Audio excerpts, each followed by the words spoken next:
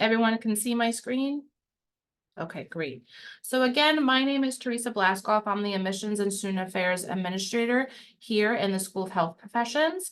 My contact information is on the first slide, and you'll see it again at the end.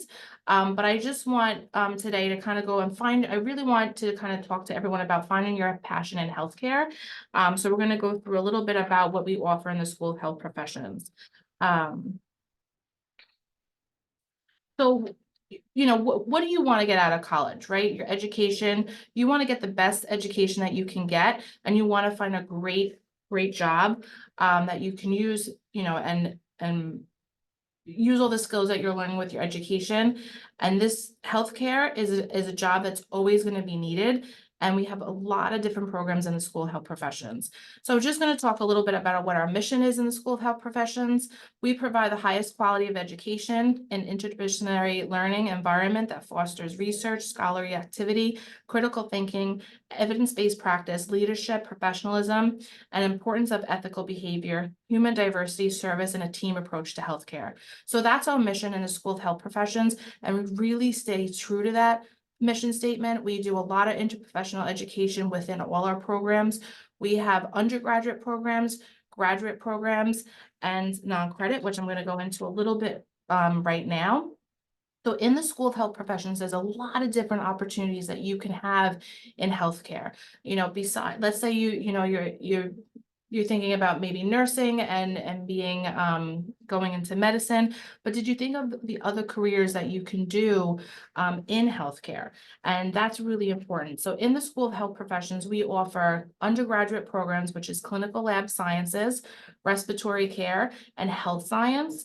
And in our health science program, we have clinical concentrations that are tied to the health science program, which are medical dosimetry, radiation therapy, and radiologic technology. And then we have our non-clinical concentrations, which are disability studies, emergency care, environment, health and safety, exercise science, informatics, healthcare management, and public health. Now, our clinical concentrations, you have to be a health science student, which is 2 years over on the west campus, and then 3 years, and then your senior year, you come over to the School of Health Professions. And then after you get your undergraduate degree in health science, you could apply into one of these certificate programs and continue in your education. They're about a 9-month program, and we'll go into these a little bit later. But these are great high-paying jobs, great opportunity, and a need in healthcare right now for these clinical concentrations. Our graduate programs are occupational therapy, speech language pathology, applied health informatics, athletic training, and physician assistant. And then our doctoral programs are physical therapy and occupational therapy. We also do certificate programs, which is EMT, paramedic, and phlebotomy. Phlebotomy is run through our CLS program. That's about a 6-week program that's offered in the summer. And our paramedic program is about a 10-month program that's offered in the fall. So it starts in August and it runs till about May, June. And then our EMT program is like a continuing education that we offer 3 times a year, which is we offer it in the summer, the fall, and the spring. So again, there's many opportunities in the School of Health Professions that you can do that are in healthcare. And these are great paying jobs in our program. What do we do to prepare our students? We promote patient health and well-being by teaching and exploring the knowledge, the skills that are to ensure excellence in practice. We're cultivating partnerships among faculty, staff, students, and community, respond to current emerging public health challenges locally and globally. We're expanding knowledge through research, scholarship, and creativity, and we're encouraging innovation responsible to methods, managing, delivering high quality, cost-effective healthcare. So these are what we're doing to prepare our students to enter the work and to enter that workforce. They have great relationships with our faculty and staff, and it's wonderful for these students to do clinical rotations in many different avenues in the hospital setting. So we prepare our students very well to enter that workforce. Growing opportunities in healthcare. So healthcare can't be sourced out. So that's really, really important, that we're having an aging population. Healthcare is practiced everywhere. So why I say this is because you're always going to get an opportunity in the job market in healthcare. Think about what I want you to do when you're looking for different opportunities for education and you're thinking about your career paths. If you want to be a nurse, I want you to be a nurse. If you want to go to med school, I want you to go to med school. But what I want you to think about is all the other opportunities in healthcare. And these opportunities can be found in our School of the Health Professions, because you're always going to need healthcare professions. So this is just some job growth from 2020 to 2030. You'll see that athletic trainers are growing. Physician assistants is booming right now. There's a lot of job offers for physician assistants, speech language pathologists as well. These are all some programs in our school. Again, athletic training, clin lab, paramedic, medical dosimetrists, occupational therapists, physical therapists, physician assistants, radiation therapists, radiological tech, respiratory, and speech language. That's all all professions that you can find in the School of Health Professions. So just to kind of highlight a little bit of our undergraduate programs. So respiratory care, again, is our undergraduate program. What a respiratory therapist is a highly skilled healthcare practitioner who thinks critically while treating those patients. That's your that concentrate on breathing and cardiovascular problems. Respiratory therapists work with newborns, elderly, and a lot of diverse populations. And they focus, there's opportunities in education, management, therapy, and sales. So there's a lot of different opportunities for respiratory care students. When we had COVID-19 4 years ago, we graduated our respiratory care therapists in April. So they were able to work in the field because there was such a high need for them. So for a freshman declared, so you can, if you would come to Stony Brook and you're on track and you would meet with our advisors, you can be a part of our freshman declared respiratory program. These students have to, they would select the major at the beginning of their freshman year. Students advance to the upper division level after successfully completing the program prerequisites by the end of their sophomore year and pass HAT 200, HAT 210, which is Introduction to Respiratory Care with a grade B or better. I just would like to note, I always note this, just because if you select an area of interest in our respiratory care does not mean that the major has been declared. So again, you would declare this the beginning of your freshman year. You would meet with our advisors, make sure that you're taking all those prerequisites. You have a lot of contact with our advisors. They would make sure you're on track. And if that is, everything works, then you would be a freshman declared major for respiratory care.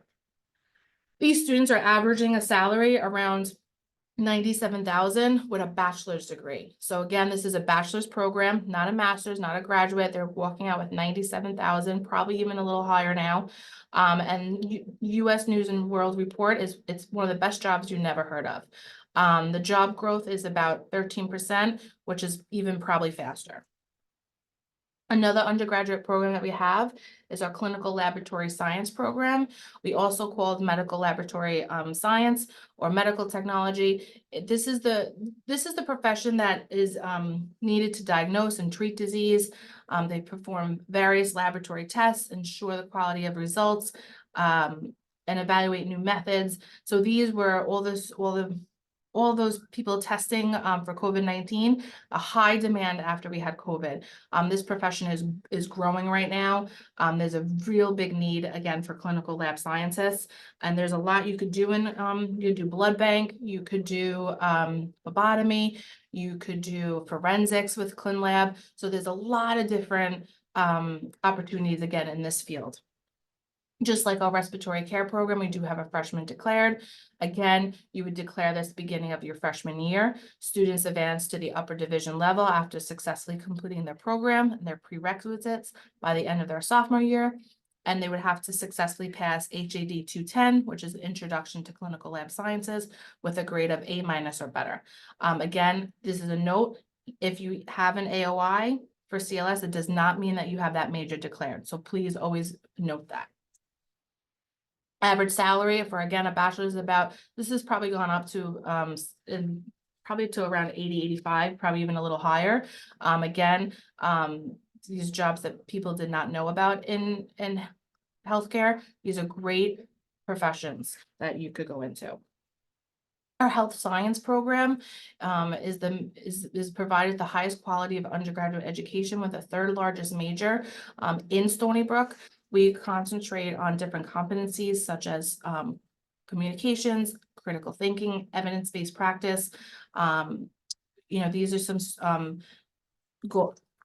skills that these students are receiving. We really want to promote ethical and compassionate healthcare.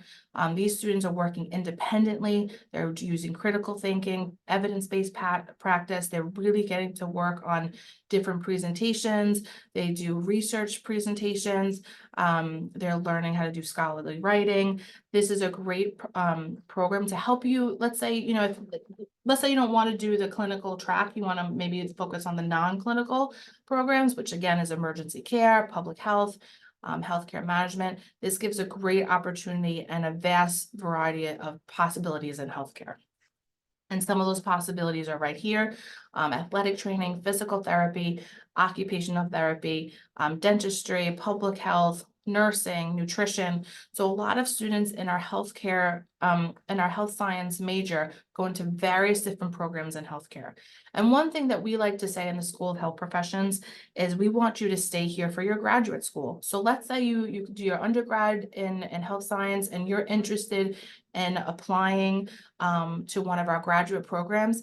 It's a great pathway to kind of stay at Stony Brook and receive that graduate education. So you could apply into applied health informatics, you could apply into athletic training, you could apply into physical therapy, you could apply into occupational therapy, speech language, or physician assistant. Those are the graduate programs in our school, and it's a great opportunity for students to get great skills and the knowledge to help with those prerequisites that they need for those graduate programs. Other avenues that kind of some students go into from health science is music therapy, art therapy, social welfare, pharmacy, sports management, even medical illustration, which is the medical textbooks that they're drawing. So if you were a drawer and you really like to you want to learn about how to and use that as your skill, there's an opportunity for you in healthcare. Like I said, there's many different jobs in healthcare. So kind of focusing a little bit on our clinical concentrations, which is medical dosimetrist, radiological technologist, and radiation therapist. These programs are within our health science program. A starting salary, so these are students who graduated. Again, you can only go into these clinical programs if you are a graduate of a health science student. So you can't apply to these separately. These do have an application process as well. They're very competitive programs. We take about, for medical dosimetrists, we take about 5 seats, radiation therapists about 6, and rad tech maybe about like 15 to 20. They're very competitive programs, but the salaries are very well. So medical dosimetrist probably making around 115,000, a radiation therapist 105, and a rad tech between 80 and 90,000. So again, these are great professions in the field of healthcare. And just to kind of talk about a little bit of what our faculty are researching, we have great faculty in all our areas of all our programs. They're doing research on mental health. They're doing research on microaggressions in healthcare. They're doing drowsy driving. They're doing environmental impact on different diseases. And they're doing, we have research on Lyme disease. So we have a lot of great faculty that are working in our school. And we do a lot of interprofessional education, and we take really strong pride in that. And we also take a lot of pride in our diversity, equity, inclusion, and belongingness in our programs as well. So that's really important to our school. Just a little bit about some systems. I mentioned that students would do clinical rotations. We have a wonderful opportunity for our students. We're a teaching hospital, so they would do clinical rotations, of course, at Stony Brook Hospital.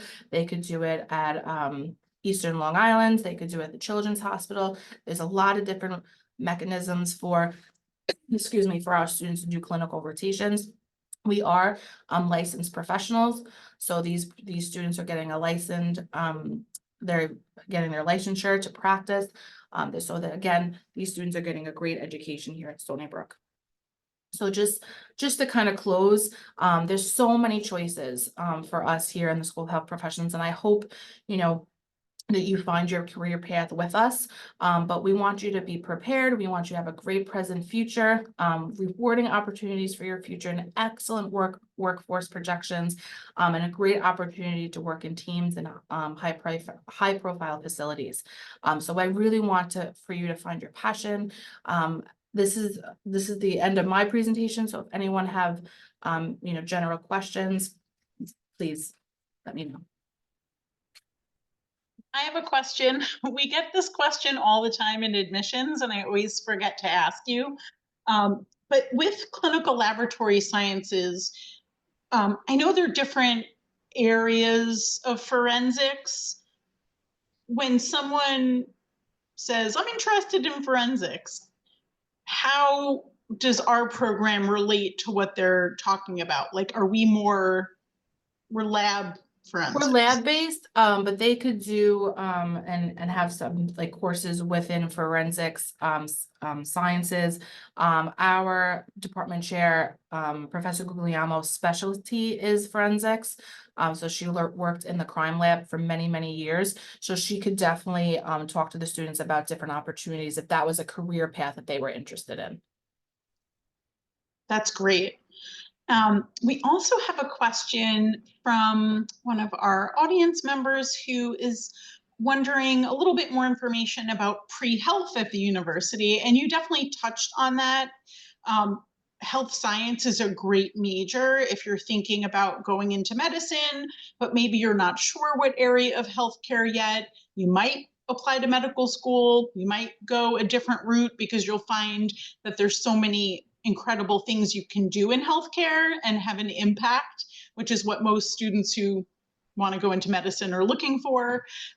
Besides the money and the career advancement and all of those things, kind of caring for people and having an impact on their healthcare is usually the driving force for that. So in addition to all of the opportunities that Teresa talked about, at Stony Brook in general, regardless of your major, you can work with pre-health advisors. So you could do that in multiple ways. You could do that with your major advisor, through Teresa's group, through health professions, through academic and pre-professional advising and health advising. So you're really not limited. At Stony Brook, you really have more resources than probably a lot of schools because we have a healthcare community. Anything I'm missing on that? The only other thing I would add, Amanda, is if they were to come to Stony Brook and they're really interested in the different health professions, we also have the pre-PT club, we have the pre-PA club. So I definitely would recommend students join those different organizations to kind of find out more avenues. You get to kind of get opportunities to do networking. And so I think that's a great avenue as well to join those clubs and organizations. Oh, that's a great, yes. We have, I think there are 350 or more clubs and organizations. So getting involved, you have to balance your time because you still have to do your coursework, but that is a great way to network and, kind of expand your ideas about what you want to do. We have someone with their hand raised, so I'm going to allow you to ask your question live. Here you go. You can, if you want to unmute, you'll be able to ask your question. If you don't want to, you could certainly put the question in the Q&A. That's fine too.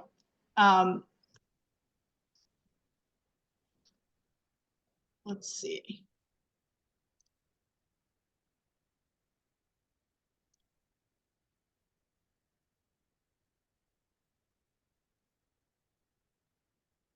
Okay, they might have changed their mind. So another question, which I think I kind of answered, is what's the best undergraduate major to apply to if you want to go into a medical field or go to medical school? And there is no best major or best undergraduate plan to follow.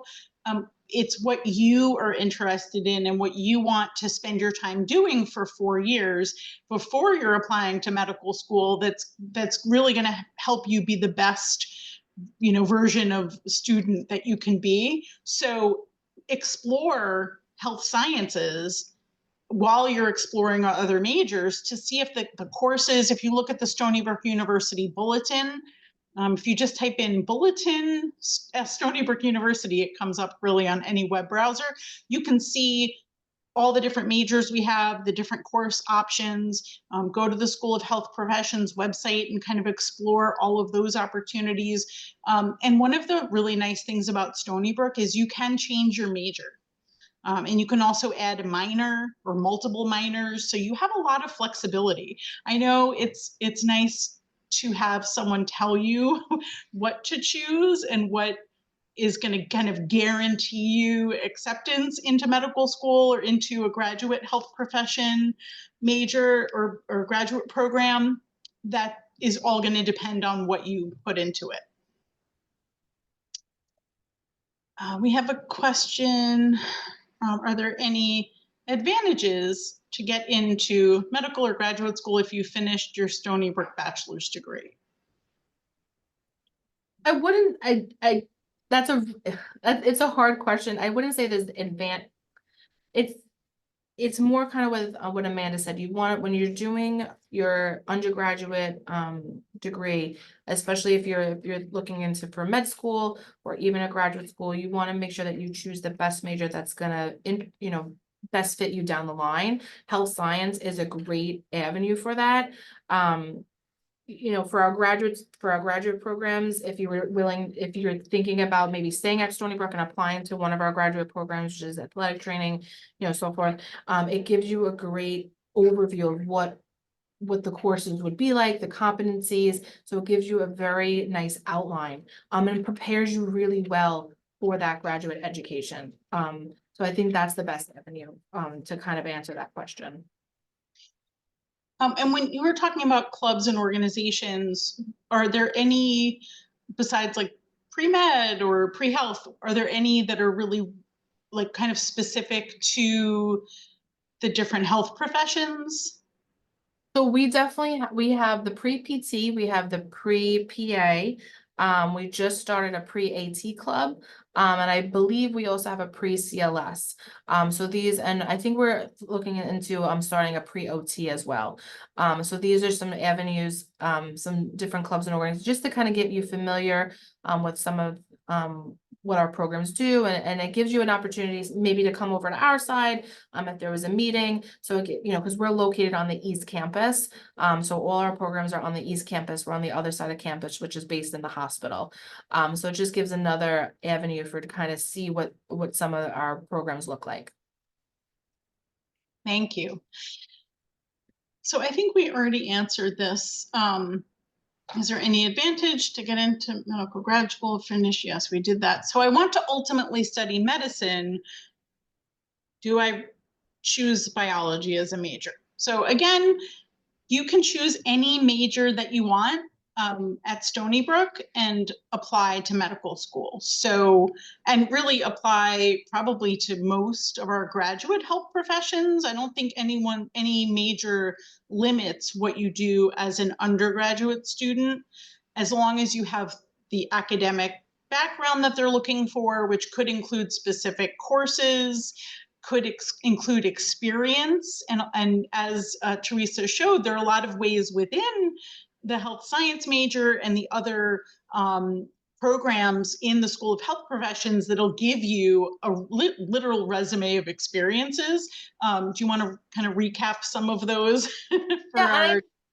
Yeah, and I think also too, if one of them, if you really love biology and biology is your passion, then yes, you should major in biology. But if you're even if you're maybe going back and forth, if you want to go to med school, I think, if there's an opportunity for you to major in health science, that's a great opportunity because, as I showed in the presentation, there's so much that you could do in health science, like you could do in a major in health science that's in healthcare. It could be public health, it could be, you can even do law. You know, you're doing, health, different laws for healthcare. You could do patient advocacy, you could do social welfare. So I think if if your passion is biology and you really want to do biology and you love biology, then yes, do biology. But if you're not really sure, then I think health science is something you should definitely look into, because it also gives you a pathway to a lot of different opportunities in healthcare. And it will give you a little bit more of a well-rounded opportunity and it might change your mind. Maybe you will find find a different path that you didn't think you had. And that's kind of goes with find your passion. You want to have your options. And the one other thing I'll tell, a lot of students when I meet with them is, you have your plan A, but what's your plan B? Because there's a lot of applicants going into nursing. There's a lot of applicants going into med school. What's that plan B option? Have you thought of other opportunities in healthcare, and have you researched any of those?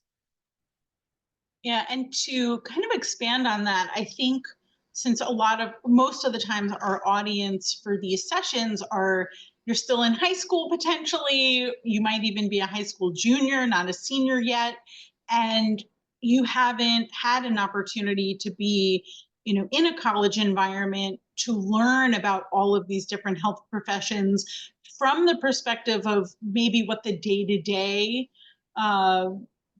career path would be like. So sometimes you just have an idea of what it would be to go to medical school and become a doctor. And you may very well know, like, I want to be a surgeon and, that's my path and I'm doing that. And that's great. But I think the biggest thing, because I'm seeing a big theme in the questions, and it's very, very common this time of year, you're in good company. Everyone is worried about what courses they're going to need to get into medical school or graduate programs in healthcare. But really, you want to focus less on the fear of that, but taking advantage of the resources at the college or university you end up going to. So you won't have to worry or fret about, am I doing it right? As long as you're meeting with your advisors, joining clubs and organizations, so you're networking with your peers, going to your classes, going to pre-health advising. All of those things are going to exist really at most colleges and universities you go to. They're always going to be professionals who can help you on that path. So for you as a current, let's say, high school senior, what you want to worry about at this point is, does this school have a variety of things like we do in, the College of Arts and Sciences and the School of Health Professions, where if I get to my second year and I'm a biology major and I'm like, I want to switch gears and health science is really what I'm looking for, that you can do that, where a school maybe that doesn't have as many options or as much variety might limit you to either stay within your major or continue a major that you're not really in love with anymore. So for me, that's a huge benefit of Stony Brook, that you have literally hundreds of programs to choose from, many different paths to go to, and graduate programs that are looking for you to stay and complete them, which is definitely a huge benefit and bonus, because we understand how strongly students are prepared at the undergraduate level at Stony Brook. So you really don't have to worry so much about what courses are required, when you're in high school. You just have to worry about kind of getting into college and figuring out in general what you want to do and where you want to be. And the question about the most common undergraduate major that students, I guess, go into medical school with is probably less beneficial to you, as having a major that you can do well in, that you excel in, that you enjoy, and that you can do really have a strong GPA in and learn the content, because that's what's going to help you with medical school entrance exams and your interview and all of those things that happen before you actually get into medical school. So we can't really alleviate a lot of that fear and concern. But I do want to reassure you that I really don't think there's a college where you probably, unless maybe it was a really technical school or an art school that had no science and math courses. But at Stony Brook, you would definitely be able to take what you needed for these programs. And then one Anything? other thing I was just gonna add, Amanda, for our students is I think you want to think about too, what are you getting the bang for your buck? So what are you getting when you think about for med school, think about it. You're doing 4 years undergrad, you're doing your med school, then you're doing your residency, you're thinking about almost like it's a lot of years of education. So, and it's expensive. So, you want to make sure that you're putting all different avenues out there and all different options, because if you think about the professions that I showed you today in this presentation, some of these professions, again, $90,000 with a bachelor's degree, or you're walking out, physician assistants are making about $120,000. So I think, and that's what a master's degree, so it's 4 years plus 2 additional years, total of 6 years. And there's not a lot of loans to be paid back for, right? Because you're not going out to med school. So I want you to think about that too. Again, I want you to follow your passion, find your passion. If med school is that's what your end goal is, then I want you to achieve that. But I want you to also think of the other avenues that you can do in healthcare that is going to help you attain that goal as well.